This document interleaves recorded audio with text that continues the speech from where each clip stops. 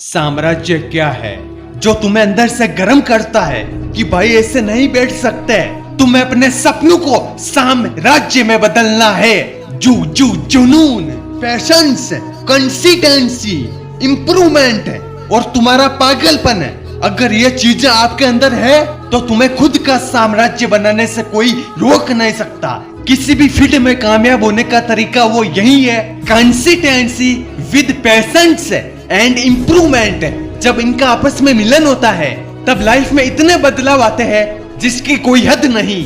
Gym जाने वालों की संख्या 1 जनवरी से लेकर 15 जनवरी के बीच सबसे ज्यादा होती है, क्योंकि नया नया जोश भरा होता है कि इस साल में, नए साल में मैं जिम जाऊंगा, बॉडी बनाऊंगा, ऐसा करूंगा, वैसा करूंगा कि लोग देखते रह जाएंगे। लेकिन जैसे ही 5 दिन, 10 दिन, 15 दिन होते हैं उनका पूरा जोश खत्म हो जाता है और धीरे धीरे उनकी कंसिस्टेंसी टूट जाती है। और इसी वजह से इस दुनिया में कई लोग जहाँ है वहीं रह जाते हैं, क्योंकि उन्हें जल्दी कामयाबी चाहिए। अगर आपको जल्दी कामयाबी चाहिए तो आपको अपना लक्ष्य छोटा बना लेना चाहिए, और अगर आपको खुद का साम्राज्य बनाना है तो आपको बड़ा लक्ष्य बनाना पड़ेगा। सच बात बताऊं, थोड़े ध्यान से सुनना, जितना बड़ा आपका गोल होगा उतना ही पतला उस लक्ष्य को पाने का रास्ता होगा, और रास्ता लंबा होगा। जैसे जैसे आगे बढ़ते जाओगे वो रास्ता चौड़ा होता जाएगा, और उस रास्ते को तभी पार कर पाओगे जब लगातार चलोगे उस रास्ते पर। बस आपकी नजर पूरी सामने, ध्यान पूरा लक्ष्य पर। पानी की बूंद अगर एक ही जगह बार बार गिरे तो पत्थर में सुराग कर सकती है। रेगुलर आप सिर्फ 30 मिनट जिम जाओ 1 साल तक तो फर्क पड़ेगा, लेकिन अगर आप साल में सिर्फ 1 दिन जिम जाओगे और एक ही दिन में 15 घंटे वर्कआउट करोगे तो फर्क नहीं पड़ेगा।